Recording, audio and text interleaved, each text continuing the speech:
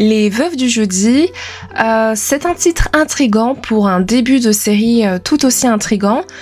On se retrouve avec des hommes d'affaires mexicains visiblement richissimes qui sont retrouvés morts dans leur piscine ultra luxueuse, située sur leur domaine ultra luxueux également. Et la grande question évidemment, c'est qu'est-ce qui a bien pu leur arriver ? Alors, avec l'avènement des plateformes de streaming de type Netflix, eh bien, on assiste également à l'avènement des créations venues des quatre coins du monde. Et voici la toute dernière, donc création mexicaine à se hisser dans le top de Netflix. Et ça me fait toujours un peu quelque chose car étant de l'ancienne génération, je me répète à chaque fois qu'il y a encore quelques années, ça aurait été inimaginable de regarder une série mexicaine comme ça et de la voir autant performer en France.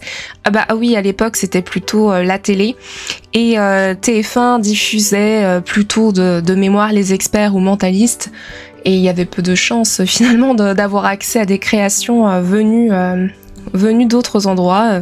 Que les États-Unis ou l'Europe. Mais voilà, heureusement, nous vivons dans une nouvelle génération et c'est très positif de pouvoir voir toute cette diversité et de pouvoir y avoir accès à grande échelle.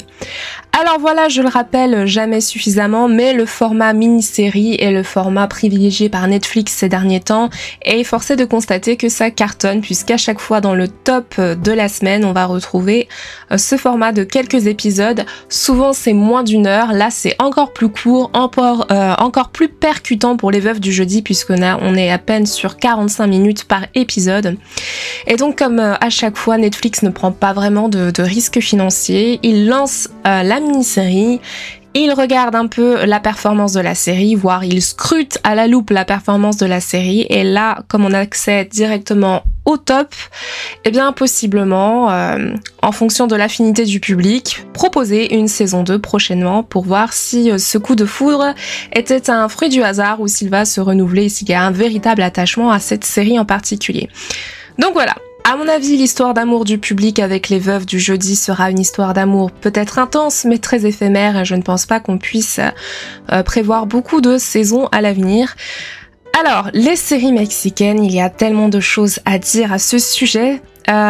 Pour faire simple, le Mexique étant un pays tellement inégalitaire, je n'ai pas dit que c'était le seul, attention, mais on ne peut pas nier qu'il y a une véritable passion dans les réalisations mexicaines, que ce soit film ou série, pour dénoncer les violences sociales. C'est vraiment un thème récurrent dans le paysage artistique mexicain. Donc violences sociales, mépris de classe, la critique des riches et des classes sociales aisées d'une manière générale. Et vraiment dans cette série, tout est là, les gros riches forment un microcosme à part, ils sont isolés dans cette bulle, protégés par des barbelés et la police, attention, hein, pour ne pas qu'elle éclate surtout, et on a l'irruption de la violence dans ce paradis en apparence parfait, mais qui, au fur et à mesure des épisodes, s'ébrèche de plus en plus, et on découvre très vite que ce n'est un paradis uniquement artificiel. Et donc on a droit à notre lot de secrets, et donc encore une fois l'idée que derrière le vernis on a le vice, la vie tout sauf paradisiaque et même assez infernale. Et malgré ces montagnes d'argent, les protagonistes ne sont pas forcément heureux, donc on revient à notre bon vieil adage, l'argent ne fait pas le bonheur, mais bon quand même, hein, ils sont pas trop à plaindre non plus. Alors, on a beaucoup de personnages féminins, des amitiés, mais accompagnés de secrets, de mystères et de choses bien dark. Bref, je pense que vous avez reconnu ce petit cocktail. C'est le petit côté Desperate Housewives qu'on retrouve tellement, en fait, cette série a été iconique et tellement elle a marqué sa génération.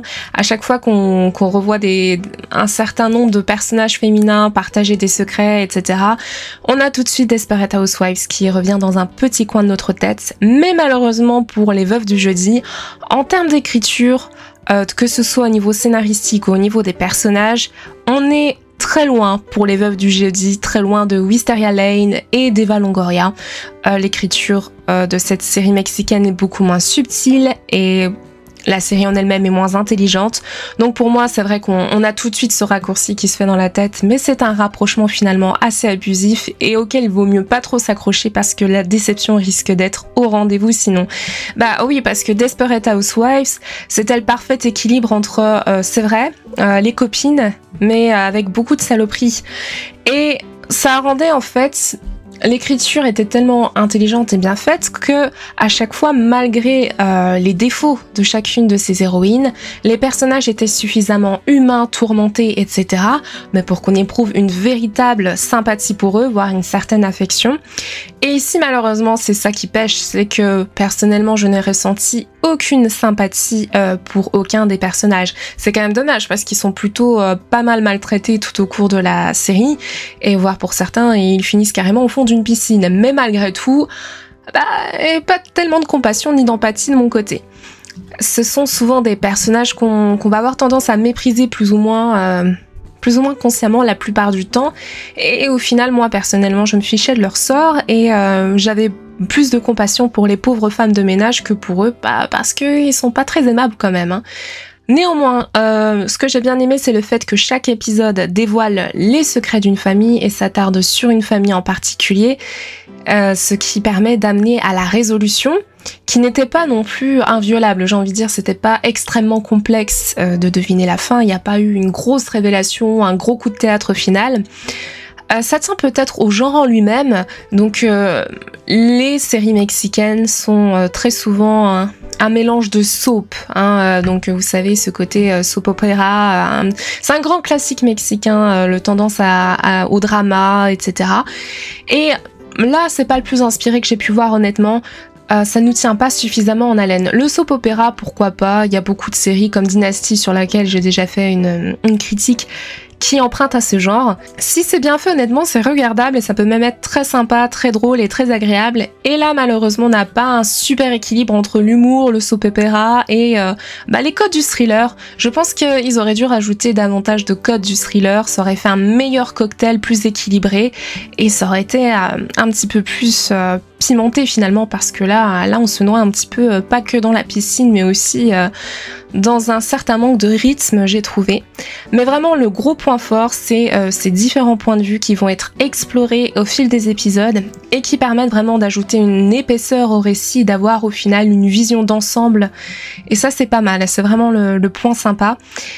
Forcément, du coup, comme à chaque fois on adopte un point de vue différent, ça se regarde assez rapidement, hein. Vraiment ça se regarde vite, ça vide la tête, ça c'est certain. Personnellement, je l'ai regardé cette série en faisant un peu autre chose, la vaisselle, etc.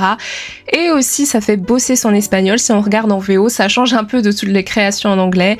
Mais c'est un propos, une fois encore, à nuancer de plus en plus parce qu'il y a de plus en plus de langues différentes qui se retrouvent sur Netflix. Et donc ça, c'est très bien.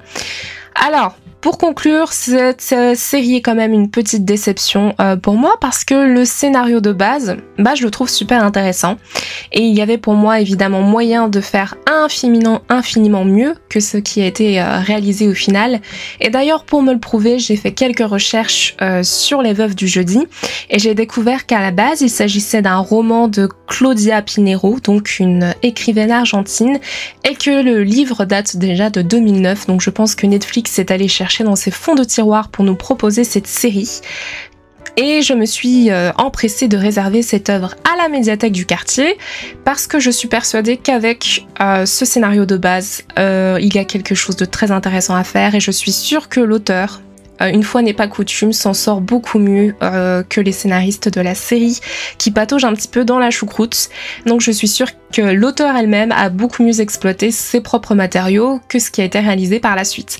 Donc voilà, n'hésitez pas à tester le livre à votre tour si vous voulez avoir une vision plus approfondie de cette œuvre, ou alors si vous voulez que moi-même je fasse un retour dessus, soit à travers un podcast différent un peu livresque, soit à travers des commentaires postés dans l'onglet communauté de la chaîne, n'hésitez pas à me le dire et je le ferai avec grand plaisir.